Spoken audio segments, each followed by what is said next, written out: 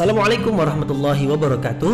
Mari klik subscribe di channel ini dan aktifkan tanda loncengnya untuk mendapatkan update pemberitahuan di video berikutnya.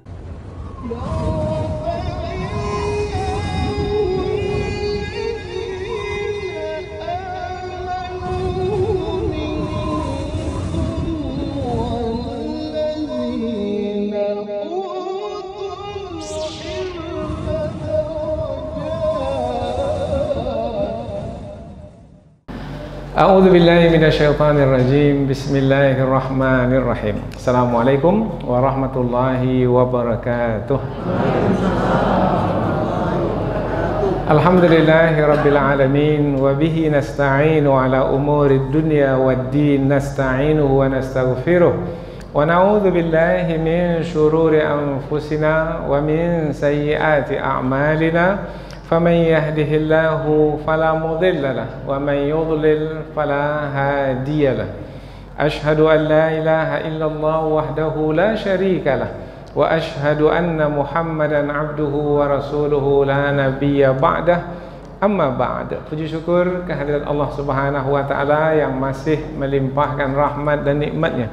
Kita bersyukur dengan mengucapkan alhamdulillahirabbil alamin.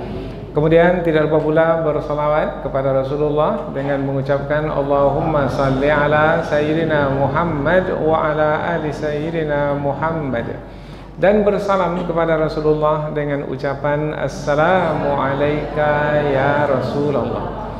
Alhamdulillah, pada malam hari ini kita dapat atau diberi kesempatan oleh Allah Subhanahu wa taala untuk mengkaji firman-firman-Nya melalui kajian tafsir, yaitu kajian kandungan ayat-ayat Al-Quran dengan penjelasan yang lebih panjang. Biasanya kita memahami ayat-ayat Al-Quran melalui terjemahan, namun apabila kita mengkaji Al-Quran melalui tafsir, maka ia lebih panjang dari makna terjemahan, karena kita ingin mengetahui kandungan ayat Al-Quran itu dengan lebih luas, dengan lebih dalam.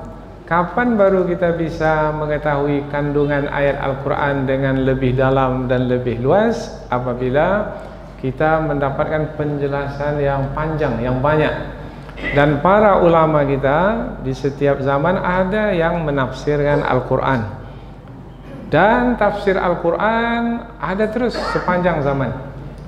Rasanya lebih dari 140 tafsir yang telah ditulis oleh para ulama, yaitu yang sempurna ditulis mulai dari surah Al-Fatihah hingga surah An-Nas.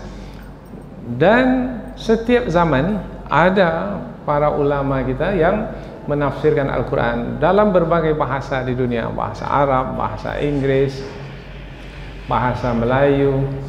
Maka kita ingin, karena Al-Quran adalah sebagai petunjuk dalam hidup kita, maka rasanya amat naif sekali, yaitu adalah tidak patut kalau kita sebagai seorang muslim yang selalu kita meyakini bahwasanya Al-Quran sebagai petunjuk, tetapi kita tidak mengetahui kandungan maknanya. Bagaimana kita akan mengikuti petunjuk kalau kita tidak faham petunjuk yang kita ikuti itu?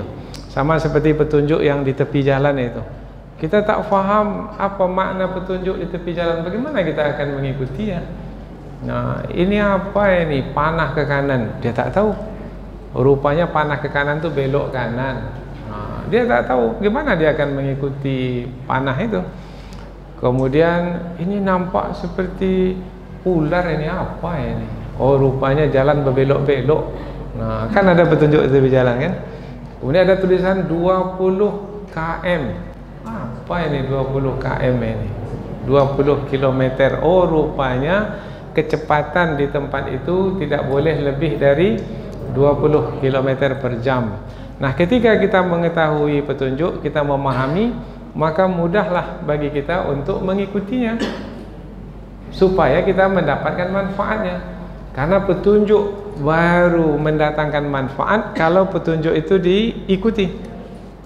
Begitu juga Al-Quran. Al-Quran akan mendatangkan manfaat bagi kita kalau kita mengikuti Al-Quran yang disebutkan sebagai petunjuk dalam hidup kita. Dzalikal kitabu la raiba fihi hudan lil muttaqin. Itu dia kitab suci Al-Quran yang tidak ada keraguan di dalamnya, petunjuk bagi orang-orang yang bertakwa. Maka alangkah malangnya, ruginya apabila kita telah meyakini Al-Quran sebagai petunjuk, tetapi kita tidak faham kandungan ayat Al-Quran itu. Maka alhamdulillah Allah beri kita kesempatan. Ada orang yang tidak diberi kesempatan, kemudian Allah beri kita kekuatan, kemampuan. Ada orang yang tidak Allah beri kemampuan, mau pergi ke sini badan sudah lemah, tak kuat lagi, atau sakit, ada halangan. Nah, akhirnya kesempatan tak dapat, kekuatan tak dapat, akhirnya merugi. Rugi adalah hidup ini mesti ditempuh juga. Kita mesti juga menjalani hidup ini. Tapi kalau tidak ada petunjuk yang akan diikuti, kemana sampainya nanti? Nah, jadi kalau kita berjalan juga di jalan, kemudian kita tidak tahu mana yang akan kita ikuti untuk sampai ke tujuan, maka mungkin kita akan sampai ke tujuan. Nah, baru kita sampai ke tujuan, ke Padang umpamanya. Ini selalu contoh nih kita berikan, ke Padang. Kemudian ada petunjuk di tepi jalan. Maka apabila kita mendapatkan petunjuk dan kita faham petunjuk tersebut, kita ikuti, maka sampai masanya nanti kita sampai ke tujuan. Maka kita berharap mudah-mudahan duduk sejenak kita di majlis ilmu, mengkaji firman-firman Allah sebagai petunjuk dalam hidup ini. InsyaAllah inilah yang akan menyampaikan kita ke tujuan hidup kita. Tujuan hidup kita itu apa? Tujuan hidup kita itu adalah redha Allah Subhanahu wa ta'ala. Siapa yang diredai oleh Allah akan dimasukkan ke dalam syurga. Maka tujuan hidup kita adalah syurga. Kita ingin perjalanan kita ini nanti berakhir sampai di syurga. Kita tak mau sampai di, ada dua saja, tak ada yang ketiga. Kalau tidak di syurga, di neraka. Faman zuhziha 'anil nar, siapa yang dijauhkan dari neraka, wa udkhilal jannah, dan dimasukkan ke syurga, faqad faz, dialah orang yang beruntung. Wa mal hayatud dunya illa mata'ul ghurur. Tidaklah kesenangan hidup dunia melainkan kesenangan hidup yang menipu. Maka kita tak mau tertipu ketika menjalani hidup di dunia ini. Kita mau pasti-pasti dalam menjalani hidup di dunia ini. Karena hari akhirat pun adalah hari yang pasti akan berlaku, akan terjadi. Maka kita ingin menjalani hidup dengan pasti-pasti. Dengan pasti itu dengan ilmu. Karena ilmu nanti akan melahirkan keyakinan. Nah, itu yang membuat kita pasti. Ini halal, jelas. Ini haram, jelas. Ini hak, benar. Ini batil, kebatilan, kesesatan. Ini kawan. Ini apa? Lawan. Ya, jelas. Jadi dengan ilmu maka kita akan menjalani hidup dengan pasti-pasti. Maka mudah-mudahan inilah yang akan menghantarkan kita nanti untuk sampai ke surga. Mudah-mudahan, insyaAllah. Alhamdulillah, dalam kesempatan ini mudah-mudahan kita akan dapat mengkaji satu ayat yang terdapat di dalam surah Al-Fatihah, yaitu ayat yang ke-6. Ayat yang ke-6 yaitu Allah berfirman, Ihdinas siratal mustaqim. Ihdina maknanya tunjukilah kami. As-sirata jalan, al-mustaqim yang lurus. Ihdinas siratal mustaqim, tunjukilah kami jalan yang lurus. Tunjukilah kami, tunjukilah kami. Berarti ayat ini adalah berupa doa. Yang berdoa adalah kita, ya Allah, tunjukilah kami. Kami ini siapa? Kita, orang-orang beriman, kaum muslimin, yaitu yang memeluk agama Islam, yang telah beriman kepada Allah dan hari akhirat. Tunjukilah kami ya Allah as-siratal mustaqim, maknanya jalan yang lurus, yaitu jalan yang mudah, yang terang, yang menyampaikan kami ke tujuan. Nah, ini adalah ringkasan dari ayat ini. Sebelum kita membahaskan ayat ini dengan lebih lanjut, yaitu kita ingin memahami dahulu kedudukan ayat ini. Yaitu apabila kita lihat dari urutan pertama ayat, maka kita akan menjumpai bahwasanya ayat ini adalah ayat yang menerangkan tentang doa, permintaan dari orang-orang beriman kepada Allah Subhanahu wa taala setelah orang-orang beriman itu memuji Allah.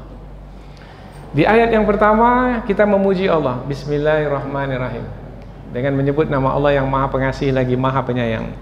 Kemudian kita memuji Allah lagi, Alhamdulillahirabbil alamin, segala puji bagi Allah yang mengatur sekalian alam. Kemudian kita memuji Allah lagi, yaitu Maliki Yaumiddin, penguasa hari pembalasan. Kita puji Allah sebagai penguasa hari pembalasan, hari akhirat kelak. Kemudian setelah itu pengakuan. Ayat berikutnya, ayat yang keempat adalah ayat yang kelima, ayat pengakuan, yaitu Iyyaka na'budu, kami pengakuan, mengaku bahwasanya hanya kepadamu ya Allah kami beribadah, wa iyyaka nasta'in, dan hanya kepadamu ya Allah kami memohon pertolongan. Ini ayat-ayat pengakuan. Setelah kita memperakui Allah Subhanahu wa taala sebagai yang memberikan rahmat, sebagai yang memiliki sifat yang sempurna yang patut dipuji, sebagai penguasa hari pembalasan, sebagai yang ditujukan ibadah kepadanya, sebagai yang dituju dalam memohon pertolongan, maka apa dia isi pertolongan itu? Yang kita minta itu apa? Nah, pertolongan dari Allah itu yang kita harapkan, yaitu tunjukilah kami ya Allah jalan yang lurus. Nah, itu dia posisi ayat kita itu. Kedudukan ayat kita yaitu isi permintaan kita kepada Allah, yaitu kita memohon pertolongan kepada Allah supaya Allah menolong kita untuk menunjuki kita jalan yang lurus. Kalau kita sebagai orang-orang yang telah beriman, apa perlunya lagi kita minta petunjuk kepada Allah? Tunjukilah kami jalan yang lurus. Bukankah kita ini sudah berada di atas jalan yang lurus? Ya, kita sudah berada di atas jalan yang lurus. Tapi mengapa kita minta juga lagi tunjukilah kami jalan yang lurus? Nah, kajiannya nanti dalam tafsir disebutkan bahwasanya tetapkanlah kami ya Allah, tunjuki kami supaya dengan petunjukmu itu kami tetap di atas jalan yang lurus. Kami sudah berada di atas jalan yang lurus, tapi boleh jadi kami bisa menyimpang dari jalan yang lurus, tergoda, terpedaya oleh dunia yang mempesona. Akhirnya kami menyimpang, tersesat dari jalan yang lurus, sehingga belum lagi kami mati, kami sudah menyimpang dari jalan yang lurus. Kemudian mati kami dalam kekufuran. Kami tak mau yang seperti itu. Kami mau mati dalam keadaan beriman di atas jalan yang lurus. Maka tetapkanlah kami di atas jalan yang lurus. Jalan yang lurus yang dimasukkan itu adalah agama Islam. Dari mana kita tahu? Dari ayat yang berikutnya. Ayat yang berikutnya itu ayat yang ke-7, ayat terakhir, yaitu jalan yang lurus yang pernah diberikan kepada nabi-nabi terdahulu, kepada Nabi Adam, kepada Nabi Nuh, kepada Nabi Ibrahim, Nabi Musa, Nabi Harun, Nabi Isa alaihi salam, yaitu jalan yang Allah berikan kepada para nabi terdahulu yang merupakan nikmat bagi mereka. Jalan yang berisi nikmat. Jadi jalan itu apabila kita tempuh, kita merasakan kenikmatan. Sama seperti sekarang ini kita merasa nikmat dalam menjalankan agama. Ketika mendirikan sholat, nikmat mendirikan sholat. Ketika kita berpuasa, nikmat mendirikan puasa. Apapun yang kita jalankan di dalam agama ini nikmat. Berhubungan, pergaulan suami istri umpamanya, dalam membawa keluarga, nikmat. Karena jalan yang kita tempuh itu jalan yang mendatangkan kenikmatan. Karena Allah memberikan pertolongan kepada kita dengan taufiknya, dengan redhanya, Kemudian jalan yang kita tempuh itu pada akhirnya kita nikmati sempurna ketika nanti sampai ke tujuan, yaitu surga. Maka perkataan pertama penghuni surga ketika sampai di surga apa? Itu ucapan antara sesama penghuni surga, salamun alaikum. Nah, ini ketika dimasukkan dalam surga, maka penghuni surga akan memuji Allah. Segala puji bagi Allah yang telah menyampaikan kami ke surga ini. Alhamdulillahilladzi hadana lihada wa ma kunna linahtadiya laula an hadanallah. Itu jalan yang mendatangkan nikmat di dunia ini, mendatangkan nikmat sampai nanti di akhirat pun mendatangkan nikmat. Karena jalan yang kita tempuh itu pada akhirnya menyampaikan kita ke surga. Rupanya di dunia ini ada jalan lagi yang lain selain jalan yang lurus, yang disebut dalam surah Al-Fatihah sebagai jalan orang-orang yang dimurkai oleh Allah dan jalan orang-orang yang sesat. Yang jalan yang dimurkai itu adalah menyekutukan Allah. Jalan yang sesat itu menyekutukan Allah. Nanti apa pula makna dimurkai dan sesat ini? Ini kajian yang akan datang pula pada pertemuan yang akan datang. Yang sekarang ini yang kita bahaskan hanyalah ayat tunjukilah kami jalan yang lurus, yaitu meminta kepada Allah supaya Allah Subhanahu wa taala memberikan pertolongan kepada kita berupa tetapnya kita berada di atas jalan yang lurus hingga ke akhir hayat kita. Kalau tetap berada di atas jalan yang lurus hingga ke akhir hayat, inilah yang disebut sebagai husnul khatimah. Husnul khatimah. Baik, ini ayat yang ke-6. Ihdinas siratal mustaqim. Sekarang kita pindah ke tafsir ayat. Tadi kedudukan ayat sudah kita ketahui. Oh, rupa ayat ini adalah ayat permohonan permintaan, datangnya selepas ayat-ayat memuji Allah. Mulai dari ayat yang pertama memuji Allah. Kalau kita tambah lagi penjelasan, boleh juga. Ayat yang pertama itu memuji Allah ketika kita akan memulai perbuatan. Bismillahirrahmanirrahim. Seperti kita mau makan, Bismillahirrahmanirrahim. Mau memulai perjalanan, Bismillahimajreha wa mursaha. Apa saja permulaan dari amal, kalau ingin kita amal itu diterima oleh Allah Subhanahu wa taala dan bernilai pahala, maka hendaklah menyebut nama Allah di permulaannya.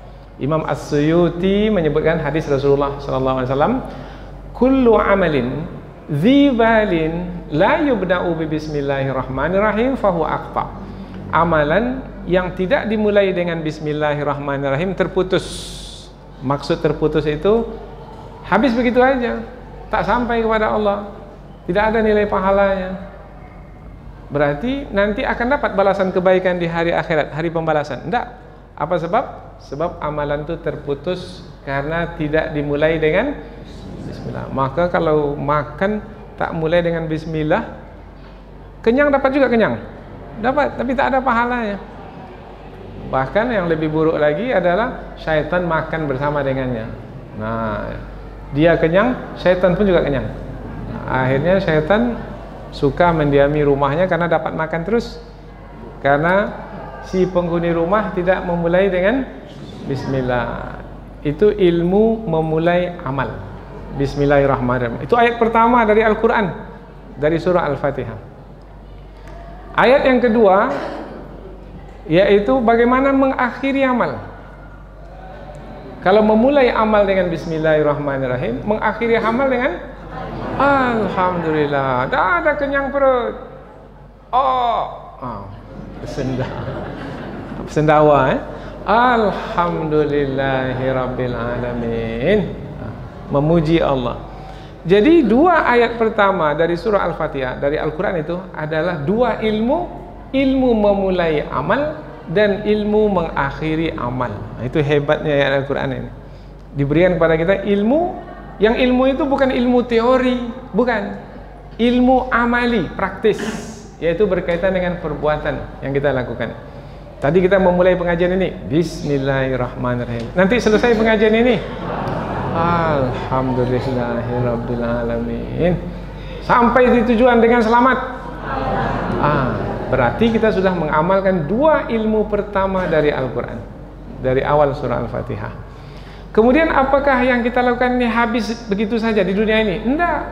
Apa sebab? Sebab kalau bernilai amal dengan keimanan, keyakinan kepada Allah, yaitu dengan bismillah di awal dan alhamdulillah di akhir, nanti akan mendapat balasan kebaikan di hari akhirat, yang penguasanya nanti di hari akhirat adalah Allah yang kita sebut di awal dan di akhir amal kita, yaitu Maliki Yaumiddin. Itu ayat yang ketiga. Jadi surah Al-Fatihah ini dia sangat praktis sekali. Maliki Yaumiddin, penguasa pada hari pembalasan, yang akan memberikan balasan kepada kami atas setiap amal yang kami kerjakan di dunia. Maliki Yaumiddin. Itu konsep Islam yang pertama dari Al-Quran. Nah, karena kita sudah memuji Allah, kemudian memperakui Allah sebagai penguasa hari pembalasan, tinggal pengakuan yang berterusan. Dan jangan berubah-ubah lagi. Iyyaka na'bud, hanya kepadamu ya Allah kami beribadah. Memulai dengan bismillah, mengakhiri dengan alhamdulillah, meyakini akan mendapatkan pembalasan, itu adalah ibadah. Dan itu adalah tujuan dari hidup. Penciptaan manusia tujuannya adalah untuk beribadah. Tidaklah aku ciptakan jin dan manusia melainkan untuk beribadah kepada Allah. Iyyaka na'budu. Diterangkan dalam pengakuan itu, kita menjelaskan tentang tujuan hidup kita, yaitu beribadah. Tapi beribadah kepada Allah itu dengan pertolongan Allah. Kalau Allah tak tolong, tak jadi kita beribadah. Saya mau ikut pengajian malam nih, tapi Allah tak tolong. Ada keinginan dari pagi tadi, saya mau hadir ke Masjid Nurul Yakin. Tiba-tiba petang hari tadi demam, lemah saja badannya. Tak kuat saya rasanya, tak larat badan ni, kaki ni melangkah. Bermakna tak dapat pertolongan Allah. Maka supaya kita dapat beribadah dengan baik, dengan sempurna, dengan mudah, dengan suka, dengan senang, dengan khusyuk, mintalah pertolongan kepada Allah. Wa iyyaka nasta'in. Dan yang paling penting yang kita minta sehingga kita dapat menjalankan ibadah dengan baik, dengan benar, dengan betul, adalah minta tetap berada di atas jalan yang lurus. Itulah doa. Jadi kalau dicari-cari mana dia doa dalam surah Al-Fatihah itu ya, yang doa itu meliputi semua doa yang ada. Kita minta apa umpamanya? Minta tambah rezeki, ihdinas siratal mustaqim. Kita minta apa lagi? Apa sajalah yang kita minta? Sebenarnya yang kita minta itu adalah, tunjukilah kami jalan yang lurus dalam mencari rezeki ya Allah. Tunjuki kami jalan yang lurus, sehingga rezeki yang kami dapatkan itu yang halal-halal, sehingga kami membelanjakan rezeki dengan tepat sesuai dengan syariat. Ihdinas siratal mustaqim.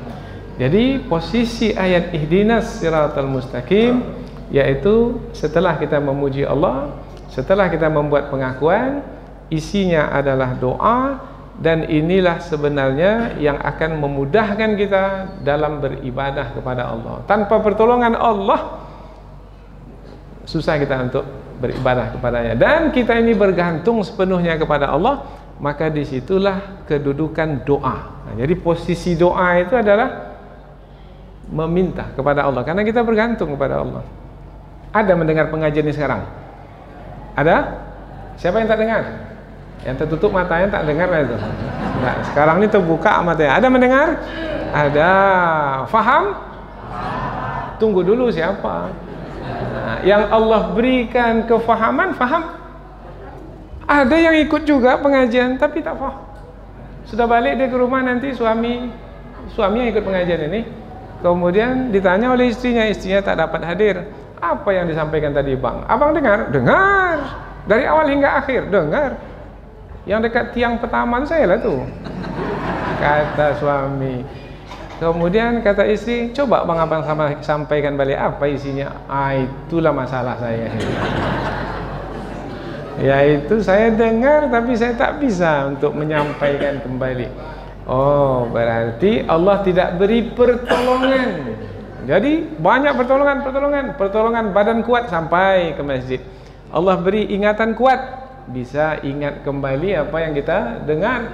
Ada lagi Allah beri pertolongan, bisa menceritakan kembali. Lebih hebat dari ustaz yang menyampaikan di masjid itu. Kata istri, kalau ustaz itu saya dengar bang, saya tak faham. Tapi kalau abang yang menyampaikan ke saya faham.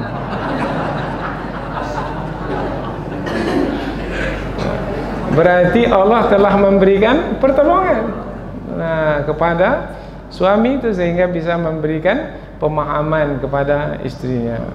Berarti tidak ada siapapun kita ini yang tidak bergantung kepada Allah, karena Allah lah yang memberikan pertolongan. Tanpa Allah tak mungkin kita menjalani hidup.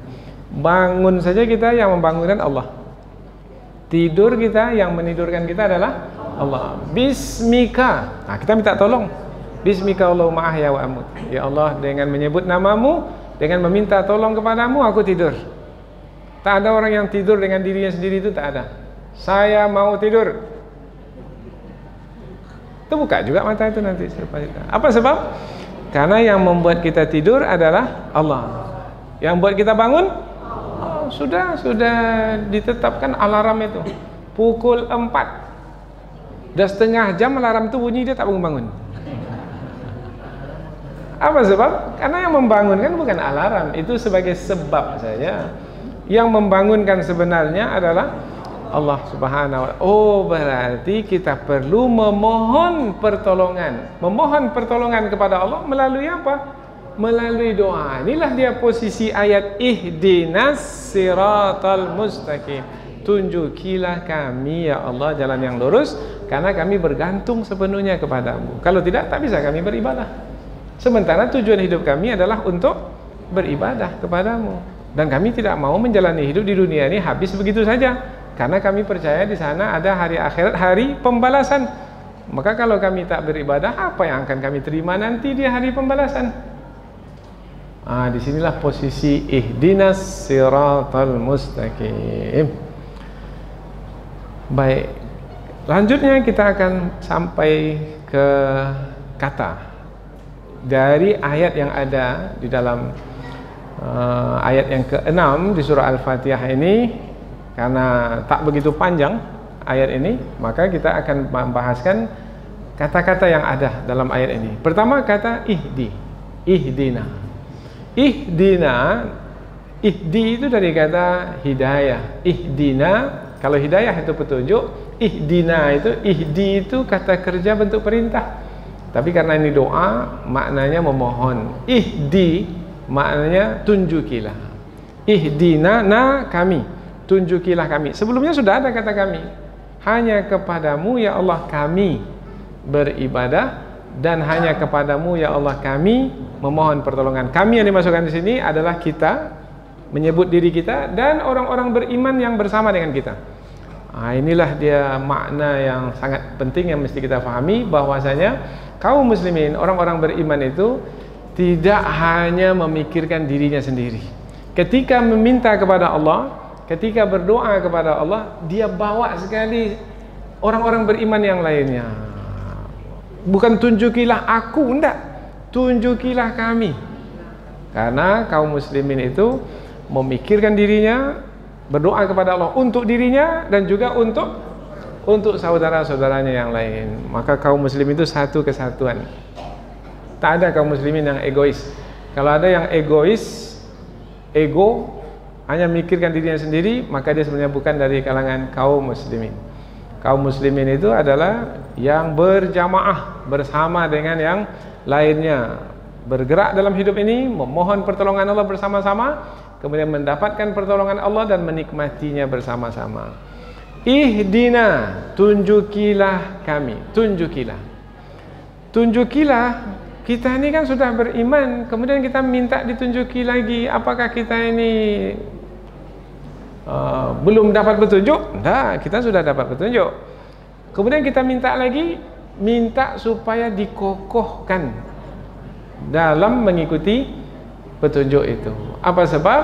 Sebab dalam berjalan di muka bumi ini, dalam menjalani hidup di dunia ini, rupanya ketika kita menempuh jalan itu, nanti disebut jalan yang lurus, rupanya ada jalan yang menyimpang ke kanan dan ke kiri, dan itulah jalan yang sesat.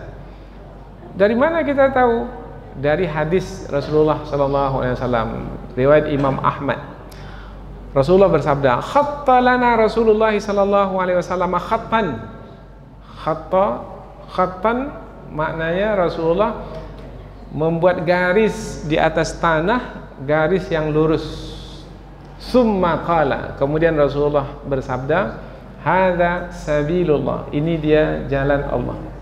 Jalan Allah yang lurus. Khatta lana Rasulullah khattan, maknanya khat lurus, garis yang lurus. Kemudian garis yang lurus itu Rasulullah sebut sebagai jalan Allah.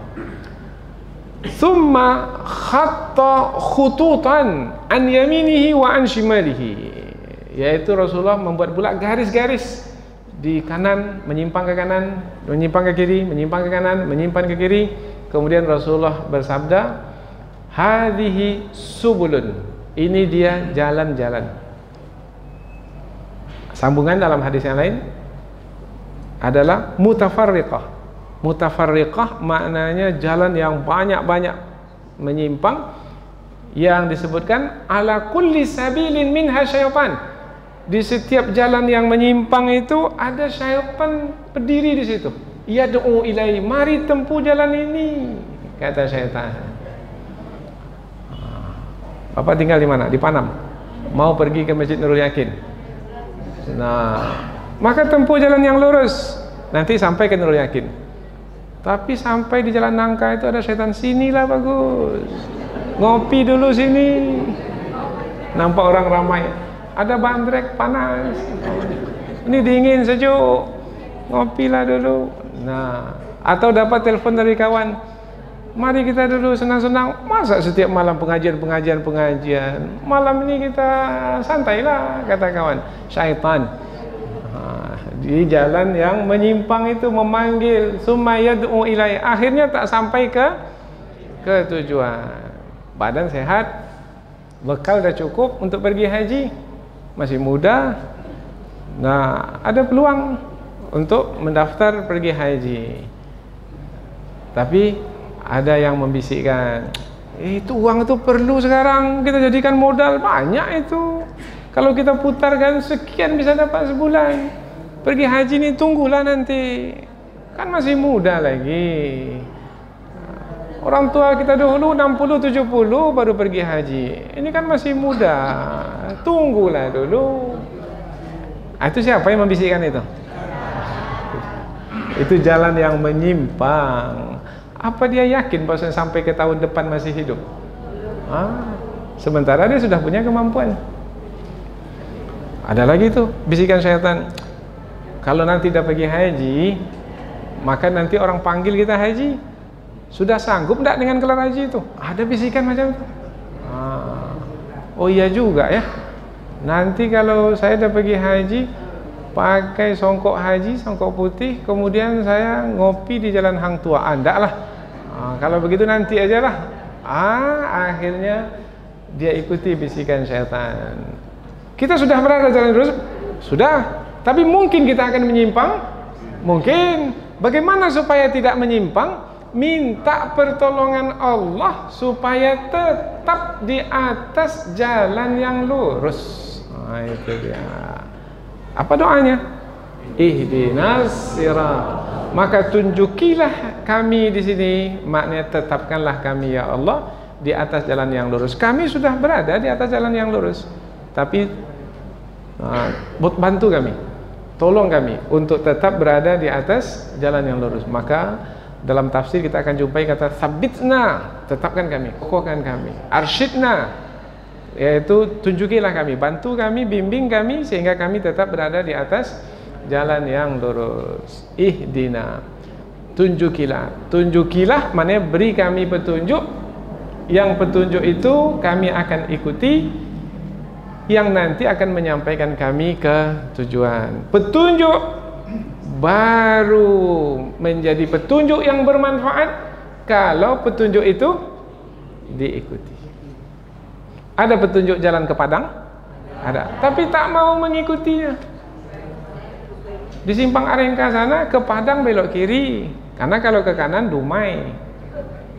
Maka dia tak mau ikuti. Tidak, saya tak mau belok kiri, saya mau belok kanan sampai ke Padang. Tidak, ke Dumai sampainya. Mengapa? Karena tidak mau mengikuti jalan yang lurus. Dikelok sampai pelampek sudah ada tuh, belok kanan. Tak mau dia belok kanan, dia belok kiri juga. Jatuh ke jurang.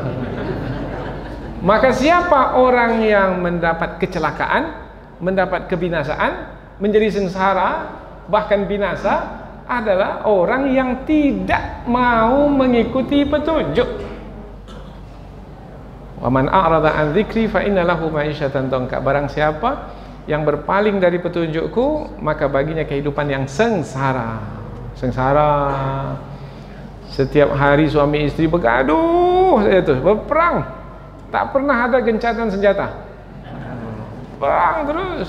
Suami yang memulai, istri yang memulai, pagi, petang, malam. Allahu Akbar.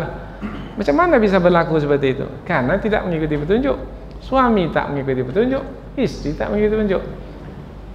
Kemudian sudahlah tidak mengikuti petunjuk, kemudian masing-masing mengaku benar. Kata suami, saya benar. Kata istri, saya benar. Kalau orang yang salah kemudian mengaku benar, disitulah mulai perselisihan itu. Kalau orang yang salah mengaku salah, tak jadi berselisih. Kata suami, saya salah. Kata istri, saya yang salah. Ada, selesai itu. Kapan perselisihan, pergaduhan itu? Kata suami, saya benar. Atau istri mengatakan, saya benar. Akhirnya bergaduh, berselisih. Kapan seseorang itu benar memang betul benar, dan salah memang betul salah? Kalau mengikuti petunjuk. Nampak jelas belok kanan, nampak jelas belok kiri. Belok kanan Dumai, belok kiri Padang. Suami belok kiri Padang umpamanya, kita mau ke Padang, belok. Kata istri, salah abang tuh kalau ke Padang belok kanan. Ni nampak ni, Pekanbaru ke kiri lah. Maka istri akan menyalahkan lagi? Tidak, karena petunjuk sudah jelas dan diikuti petunjuk. Yang menjadi masalah adalah bukan tidak mengikuti petunjuk, tetapi tak tahu petunjuk. Muncullah perselisihan. Suami tak tahu kewajiban, sukanya maunya hanya menuntut haknya saja. Hak saya, hak saya, hak saya. Tapi kewajiban dia tak buat. Istri juga begitu. Bukan suami aja disebut, istri pun juga macam itu. Kadang-kadang lebih pula dari suami lagi. Nah, maka bagaimana supaya mendatangkan manfaat sehingga setiap yang dibuat oleh suami dan dibuat oleh istri dinikmati oleh pasangan itu apabila masing-masing mengikuti petunjuk. Itulah pentingnya kita meminta petunjuk kepada Allah. Ihdinas siratal mustaqim. As-siratal mustaqim. As-sirat jalan. Jalan. Al-mustaqim yang lurus. Sekarang kata jalannya dulu yang kita bahas. Tunjukilah kami jalan. Guna jalan itu untuk apa? Untuk kita tempuh supaya kita sampai ke tujuan. Kalau jalan itu baik, sampai kita ke tujuan. Kalau jalan putus, tak sampai ke tujuan. Putus jalan, ada longsor di mana, Pangkalan umpamanya, tak sampai ke Padang. Jadi jalan adalah jalan yang kita tempuh yang akan menyampaikan kita ke tujuan. Itu jalan as-sabil, at-tariq, jalan. Al-mustaqim, lurus. Ketika disebut kata lurus, lawannya apa lurus? Bengkok, bengkok. Kalau disebut lurus, jalan lurus, disebut jalan bengkok. Mana yang lebih pendek? Mana yang panjang? Jalan lurus atau jalan bengkok-bengkok? Yang berbelok-belok? Dulu ke Dumai berapa lama kita ke Dumai dulu? Oh, 6 jam. Sekarang ke Dumai berapa lama? 1 jam lebih sedikit saja sampai Dumai. Apa sebab? Sebab jalannya lurus. Dulu ketika jalan berbengkok-bengkok itu, berbelok-belok itu, bagaimana kita mengendarai kendaraan di jalan berbengkok? Susah sekali. Kalau jalan lurus, senang. Nah, jalan yang lurus itu jalan yang senang dan menyenangkan, dan jalan yang paling pendek. Maka kalau dalam pelajaran ilmu ukur dahulu, handasah, ilmu ukur, pelajaran apa itu dulu? Pelajaran ya, geometri. Geometri. Garis yang lurus adalah garis yang menghubungkan 2 titik dengan paling dekat. Nah, itu ada 2 titik, 1 titik. Kemudian dihubungkan antara 2 titik itu dengan paling dekat sekali. Nah, itulah dia garis lurus. Bermakna garis lurus itu 1 atau lebih dari 1? Garis lurus. Kalau garis lurus itu adalah 2 titik yang dihubungkan dengan jarak yang paling terdekat, bermakna garis itu 1 atau banyak? 1 saja. Kalau ada bengkok sedikit berarti tak lurus lah itu. Berarti jalan yang lurus dalam tafsirnya adalah agama Islam itu hanya 1, tak ada yang lain. Jalan yang lurus itu diberikan dahulu kepada Nabi Adam.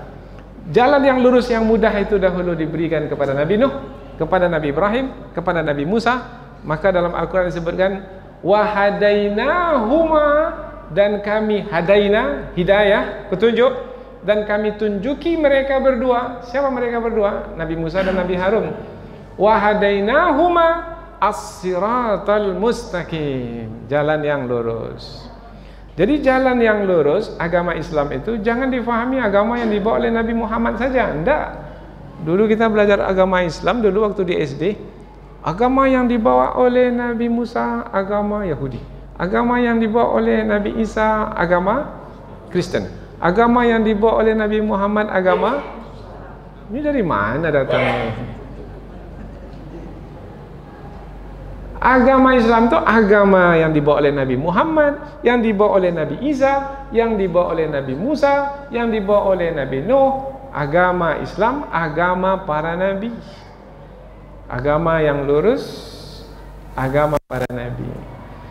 Ihdinas siratal mustaqim, tunjukilah kami ya Allah jalan yang lurus. Maksudnya tunjukilah kami, tetapkanlah kami berada di atas agama Islam.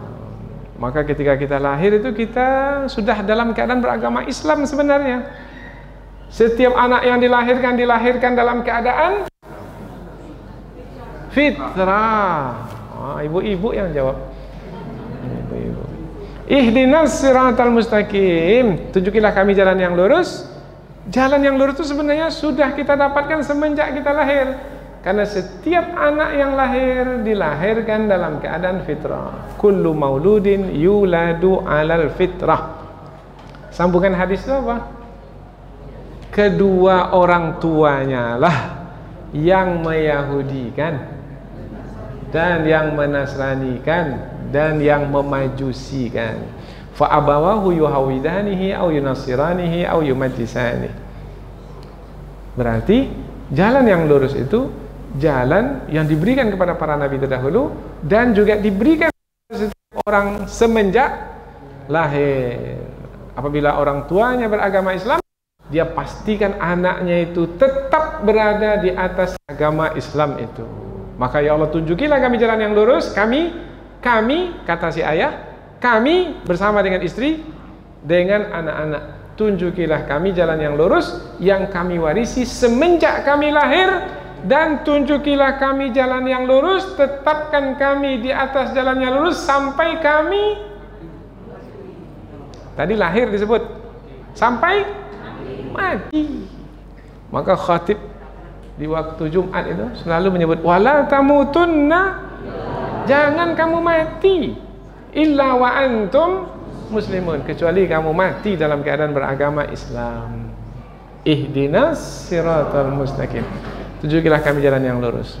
Maka ini diperlihatkan dahulu oleh Nabi Ya'qub alaihi salam.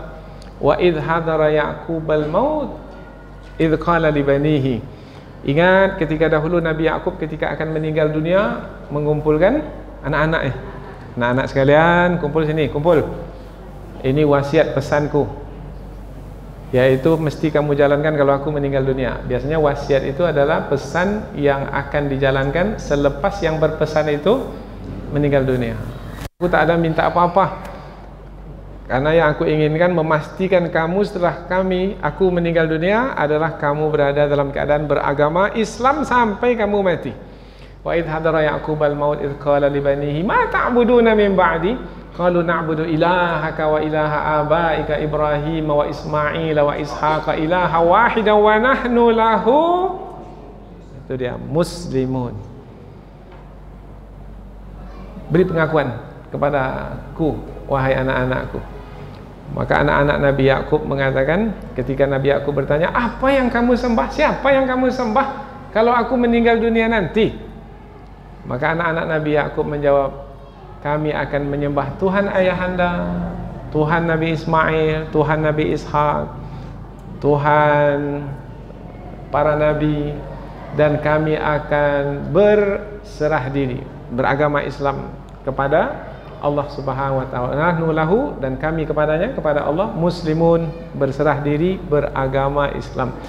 Jadi agama Islam adalah jalan yang lurus, yaitu agama para nabi. Adakah di sana agama yang benar, jalan yang lurus selain dari agama Islam? Tak ada. Karena jalan yang lurus tadi kita sebut ada berapa jalan yang lurus? Hanya satu. Di sana ada juga jalan menuju Dumai. Ada, lewat Paknik sana ada. Lewat mana lagi? Mana lagi lewatnya? Lewat Duri. Ada. Tapi jalan itu jalan bengkok-bengkok, jalan berbelok-belok. Nah, maka yang ditempuh itu bukan jalan yang berbelok-belok itu, tetapi jalan yang lurus. Tapi kalau yang berkaitan dengan kepercayaan, jalan yang belok-belok itu tidak menyampaikan ke tujuan. Jalan yang lurus itu yang menyampaikan ke surga. Yang bengkok-bengkok, yang belok-belok itu kemana perginya? Ke neraka. Ihdinas siratal mustaqim, tunjukilah kami jalan yang lurus. Yang dimaksudkan jalan yang lurus adalah agama Islam, dan hanya agama itulah yang diperakui oleh Allah. Inna dina indallahil Islam. Agama yang diperakui oleh Allah hanyalah agama Islam. Bagaimana kalau ada orang yang memilih agama yang lain selain agama Islam? Tidak akan diterima agama selain agama Islam. Keras nampaknya Ustaz. Baik, kita lembutkan. Tidak akan diterima. Ini lembutlah ya. Tidak akan diterima agama selain agama ayat Quran. Gimana mau merubahnya? Wa may yabtaghi ghairal islami dinan, siapa yang mencari agama selain agama Islam, falai yuqbala minhu, sekali-kali tidak akan diterima agama yang dia cari selain agama Islam itu. Wa huwa fil akhirati minal khasirin, nanti di hari akhirat dia termasuk dalam orang yang merugi. Mana kita mau merugi? Maka kita kokohkan tetap beragama Islam. Nasihat menasihatilah kita, suami, istri, orang tua, anak, kemudian abang, adik, kemudian kita berjemaah ini selalu kita berpesan, ittaqullaha haqqa tuqatih wa la tamutunna illa wa antum muslimun. Dalam Al-Quran Allah menyebutkan, kul, wahai Muhammad, katakan perkataan ini sebagai penutup pengajian ini. Katakan perkataan ini, sampaikan kepada manusia. Kul, jalan yang lurus itu adalah hadhihi sabili, ini dia jalanku. Hadhihi sabili ad'u ilallahi ala basiratin ana wa manittaba'ani. Ini dia jalanku yang aku seru manusia untuk menempuh jalan ini, jalan yang aku tempuh dan para sahabat, orang-orang yang beriman bersamaku menempuh jalan itu. Jadi jalan yang lurus itu adalah jalan yang ditempuh oleh Rasulullah dan para sahabat. Yang sebelumnya ditempuh oleh Nabi Isa, yang sebelumnya ditempuh oleh Nabi Zakaria, Nabi Harun, Nabi Musa, Nabi Ibrahim, Nabi. Semua para nabi itu adalah mereka yang menempuh jalan yang lurus. Ini akan disebutkan di ayat yang berikutnya, siratal ladzina an'amta alaihim ghairil maghdubi alaihim waladdallin. Insyaallah ini akan kita sampaikan dalam pertemuan yang berikutnya. Subhanakallahumma wa bihamdika asyhadu an la ilaha illa anta wa astaghfiruka wa atubu ilaik. Wassalamualaikum warahmatullahi wabarakatuh.